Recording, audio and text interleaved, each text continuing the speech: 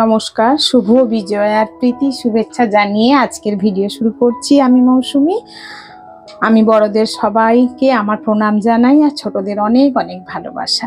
আজকে আমি নিয়ে এসেছি এখানে লাউয়ের খোসা বাটা। এটা আমি এখানে বেটে এই রান্নাটা করে দেখাবো। লাউয়ের খোসাটা এখানে প্রথমে কুচি কুচি করে আমি ভাপিয়ে নিয়েছি, তারপর জল ঝরিয়ে এটা আমি শিলনোড়ায় বেটে নিয়েছি। আপনারা পারলে মিক্সিতেও বেটে নিতে পারেন। এর সাথে আমি একটা কাঁচা লঙ্কা বেটে নিয়েছি। এবারে নিয়েছি রসুন। আমার যেহেতু খোসাটা কম সেহেতু আমি 3টে বড় বড় কোয়া মোটা মোটা দেখে এই রসুনটাকে একটু ড্রাই রোস্ট করে নিচ্ছি। এটা আমি বেটে নেব। আর নেব একটা শুকনো লঙ্কা। আপনারা চাইলে লঙ্কার পরিমাণটা বাড়াতে কমাতে পারেন, যারা যেমন ঝাল খাবেন সেই অনুযায়ী লঙ্কা দেবেন। অনেকেই 4-5টা করে দেন, আমি তো এত খাই না লঙ্কার ঝাল, ওই জন্য আমি কম দিচ্ছি। আর পেঁয়াজ কুচোনোটাও তাই, যারা পেঁয়াজ কুচোনো দিতে চাইলে দেবেন, না দিতে চাইলে না দেবেন। কিন্তু দিলেও যেমন অপূর্ব লাগবে, না দিলেও কিন্তু অপূর্ব লাগবে। মাছ মাংস তো আমরা সবসময়ই খাই, দু একবার এইসব রান্না করলে এত ভালো লাগে গরম ভাতে মেখে খেতে। যারা খায় তারা বোঝেন, আর তারা বারবার খেতেও চান। আমার বাড়িতে তো আমার এখন আর কোনো কিছু খোসা আমার ফেলা যায় না, সবকিছু বাটা। আমার শাশুড়ি মা তো রোজ বলবেন, এটা কি করেছিস, এটা কি বাটা, ওটা কি বাটা। খেতে যে কি ভালো লাগছে কি বলবো। গরম গরম ভাতে মেখে খেতে সত্যি খুব ভালো লাগে। আপনারাও বানাবেন, বানিয়ে দেখুন। 5 রকম তরকারি তো সবসময় খাই, আর এই বাটা দিয়ে প্রথমে ভাত মেখে খেলে সত্যি খুব ভালো লাগে, খুব। এবারে আমি একটা শুকনো লঙ্কা ভেজে নিলাম তেলে। এই শুকনো লঙ্কা, রসুন আর এই বাটা একসঙ্গে মিশিয়ে রান্নাটা করব। আমি কড়াই তেল বসিয়েছি, দিয়েছি সর্ষের তেল। এবারে আমি একটু কালো জিরে ফোড়ন দেব।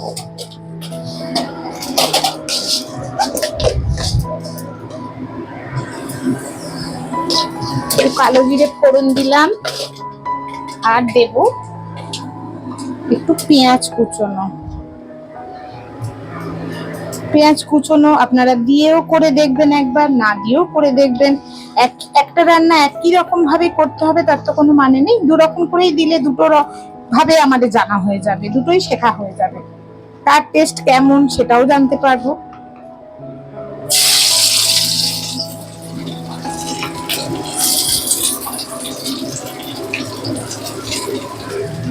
পেঁয়াজটাকে আমি আস্তে আস্তে করে এবার একটু ভেজে নেবো, ভালোভাবে ভেজে নেব,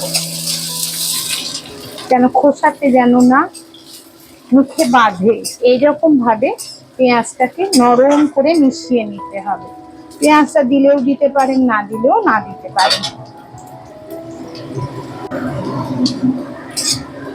পেঁয়াজটা ভাজা ভাজা হয়ে গেছে, একেবারে লাল করার কোনো দরকার নেই, নরম হয়ে গেলেই হলো, ভালো করে যেন মিশে যায়।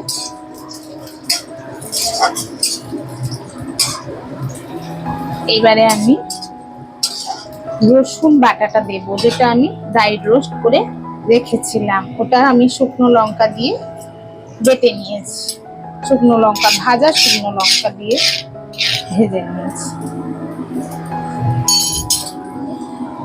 একটু নেড়ে নিয়ে আমি লাউয়ের খোসা বাটাটা দিয়ে দেব।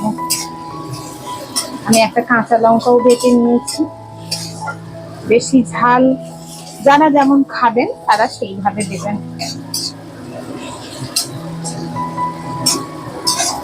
শুধু রসুন দিয়েও আপনারা করতে পারেন, তাতেও কিন্তু খুব সুন্দর লাগবে,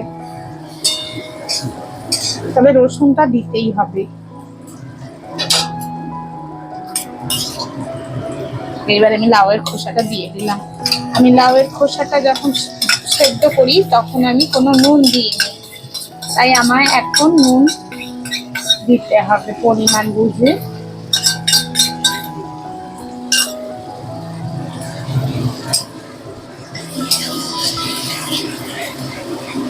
এবারে আর কিছুই না, নুন, হলুদ আর একটু মিষ্টি দেব, দিয়ে অনবরত আমাকে নাড়তে হবে। এই যে এক্সট্রা জল আছে, এই জলটা যাতে শুকনো হয়ে যায়, একেবারে শুকনো হয়ে যাবে।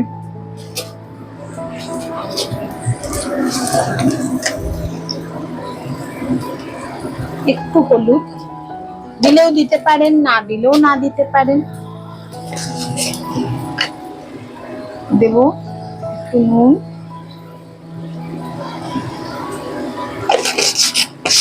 আর একটু মিষ্টি, একটু চিনি দেব। লাউয়ের খোসা যে কোনো কিছুতেই নুন মিষ্টিটা যদি সমান সমান বেশ থাকে তাহলে কিন্তু খাওয়ার টেস্ট খুব ভালো হয়।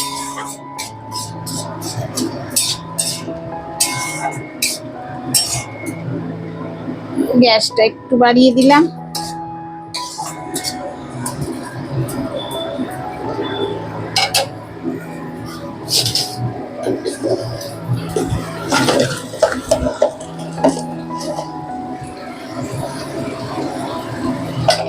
দিলাম একটু চিনি। এইবারে আর কিছুই না, শুধু নাড়বো।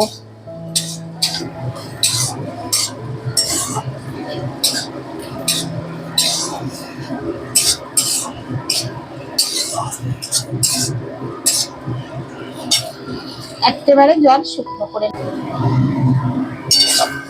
এ দেখুন কেমন খুন্তিতে উঠে উঠে আসছে, একদম থকথকে হয়ে গেছে। এই অবস্থায় আমি গ্যাসটা বন্ধ করে এটা নামিয়ে নেব।